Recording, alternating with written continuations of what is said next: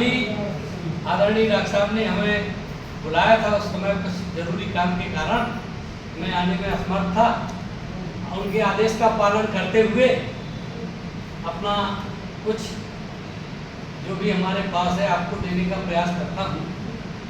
आज हम एक ऐसे विषय पर जान रहे हैं जो हमारे हिसाब से प्रत्येक व्यक्ति को जानना जरूरी है। हम सभी ने एक ऐसा उदाहरण देखा होगा कि अगर घर में शाम का खाना खा रहे हैं, माता जी हैं और उनका लड़का है और कोई भाई बहन है, सब्जी मान लीजिए थोड़ा सा कम है, तो जो माँ होती है वो बच्चे को खाना देती है और बच्चे को लगता है कि हमें सब्जी और चाहिए, तो दोबारा सब्जी मांगता है तो माँ देती है, तो वो दूसरा जो भाई बहन बैठा है वो केवल इसलिए मना कर देते कि नहीं हमारे में से ले लो, तुम्हें चाहिए तो वो क्योंकि उसे मालूम है कि वो मम्मी के लिए रखी है। माँ तो उसमें टोकती है कि नहीं नहीं अभी सब्जी और भी रखी है, तुम अपने में से क्यों देती हो, क्योंकि उसके दोनों बच्चे हैं और वो सब्जी अपने में से उसको दे देती है, भले ही वहां नहीं रखी लेकिन बच्चे को पूरा खाने को मिल जाए, इसलिए वो है झूठ बोल। जो एक दूसरे का ये त्याग होता है बच्चों का माँ के प्रति और माँ का बच्चों के प्रति, यह जो भावना है ये क्या है, थोड़ा सा इस पर मैं 5 से 7 मिनट बोलूँगा। ये भावना क्या है और क्यों ऐसा है। वो स्वाभाविक रूप से होता है, माँ बच्चों के लिए त्याग करना चाहती है, बच्चे माँ के लिए त्याग करना चाहते हैं, या पिता बच्चों के लिए करना चाहता, बच्चे पिता के लिए करने। ये क्यों होती है? देखिए, जिस समय हम उस कल्पना में पहुंचे तो जिस समय इस पृथ्वी पर कुछ नहीं था, शून्य की स्थिति थी, उस समय यह प्रकृति में केवल 2 मौजूद थे, पुरुष और प्रकृति। ब्रह्मा विष्णु महेश कुछ नहीं थे, कोई नहीं था, केवल पुरुष और प्रकृति मौजूद थे।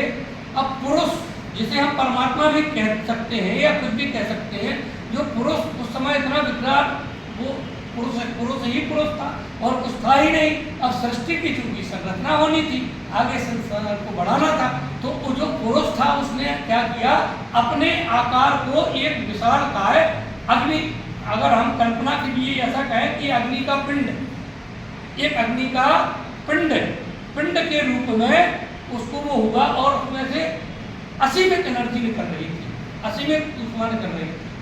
तो इससे क्या हुआ कि टेम्परेचर बहुत बढ़ने लगा।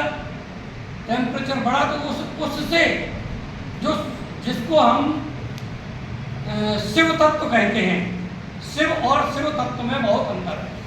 शिव तत्व, उस शिव तत्व से फिर की नाभि से ब्रह्मा और विष्णु का अवतरण हुआ, तो या उत्पन्न हुए ऐसा कह सकते हैं। जैसे ही दोनों उत्पन्न हुए तो इन दोनों लोगों का आपस में ईगो को लेकर बहस हो गई। क्या बहस हो गई कि वो कहते हैं कि मैं श्रेष्ठ हूं और वो कहते हैं कि मैं श्रेष्ठ हूं। जब ये बहस हो गई तो चूंकि वहां केवल वही लोग थे, तो जिस अग्निकार, जिस पिंड से वो उनका जन्म हुआ था, वो फिर से आए और उन्होंने कहा आप लोग क्यों बहस कर रहे हो, अपना अपना परीक्षण करो कौन श्रेष्ठ है। कैसे होगा परीक्षण? इसी नाभि में अंदर जाओ, एक दिशा में एक जाओ और दूसरी दिशा में दूसरे जाओ, जिसको इसका अंत मिल जाए वो श्रेष्ठ है। तो दोनों घुसे और विष्णु नीचे की ओर गए और ब्रह्मा ऊपर की ओर गए। दोनों लोग घूम घाम के वापस आए तो विष्णु ने तो कहा मुझे अंत नहीं मिला, जो वास्तविकता थी वो बता दिया। ब्रह्मा जी यहाँ झूठ बोल गए, ब्रह्मा जी झूठ बोल गए। क्या झूठ बोल गए? कि हमें अंत मिल गया, जबकि उन्हें भी अंत नहीं मिला था। तो जैसे ही झूठ बोले तैसे ही उनको जो एक शिवतत्व है उनको बहुत क्रोध, मतलब उसमें उनको श्राप दिया कि तुम कभी पूजे नहीं जाओगे। और उनका वो सिर, के 5 सिर थे, उनका वो सिर काट दिया गया जिससे उन्होंने झूठ बोला था। ठीक है। अब इसके इसके बाद जब उन्होंने अपनी क्षमा याचना अनुनय विनय की तो उसके बाद उनको क्षमा किया गया और कहा कि ठीक है, जहाँ पर आपका ये सिर गिरेगा जो कटा है केवल वहीं आपकी पूजा होगी, बाकी कहीं होनी नहीं। तो पुष्कर में ब्रह्मा जी का जो मंदिर है वो वहाँ पर उनका वो सिर गिरा था उस समय। अब इसके बाद देखिए ब्रह्मा की सृष्टि के रचयिता हो गए, विष्णु जी पालनहार हो गए। इसके बाद अभी सृष्टि की रचना से केवल काम नहीं चलना था, क्या था कि इसके संतुलन के लिए विनाश की भी आवश्यकता है, और विनाश बिना शक्ति के संभव नहीं था। तो उसी सदा से मतलब शिव तत्व से एक अंश ने एक आकार लिया जिन्हें हम महादेव के नाम से जानते हैं या शंकर के नाम से जानते हैं, जो तीसरा तत्व है उसका। तो जो शिव तत्व है, कहने का आशय हमारा ये है इस बताने का, ये शिव तत्व ब्रह्मा विष्णु महेश सबसे ऊपर है, देवादेव महादेव कहा जाता है, वह है शिव तत्व। उस समय ये वरदान दिया गया था कि ब्रह्मा जी के द्वारा रचित हर जीव,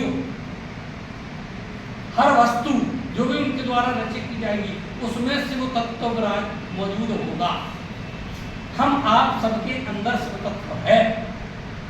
तो जब शक्ति की जरूरत पड़ी तो जो महादेव का उन्होंने रूप रखा, फिर प्रकृति जो शुरुआत में पुरुष और प्रकृति दो लोग थे, तो पुरुष से तो ये तीन शक्तियां प्रकृति से शक्ति की स्थापना हुई और सती के रूप में उनका प्रादुर्भाव हुआ। ब्रह्मा जी ने दक्ष प्रजापति को रचा, दक्ष प्रजापति के माध्यम से सती का प्रादुर्भाव हुआ। फिर सती के ही एक अंश से लक्ष्मी जी का प्रादुर्भाव हुआ, तो उनको विष्णु जी के साथ कहा गया कि इनके पालन करने में आप अपना सहयोग प्रदान करें। और सती के बाद की फिर सबको ऐसी कहानी मालूम है अपनी, जो सनातन में है। तो हमारे कहने का आशय, ये बताने का आशय ये है कि ब्रह्मा विष्णु महेश और भी जो कुछ भी है, इन सबसे पहले भी एक शक्ति थी, एक तत्व था जिसे हम तत्व के नाम से जानते हैं या सदा शिव भी कहते हैं। वो हम सभी में, इसमें भी मौजूद है। और हमारे आधुनिक युग के महान भौतिक शास्त्री अल्बर्ट आइंस्टीन का नाम आपने सुना होगा। उन्होंने इस चीज को सिद्ध किया है कि जो शिव तत्व है वो प्रत्येक पृथ्वी पर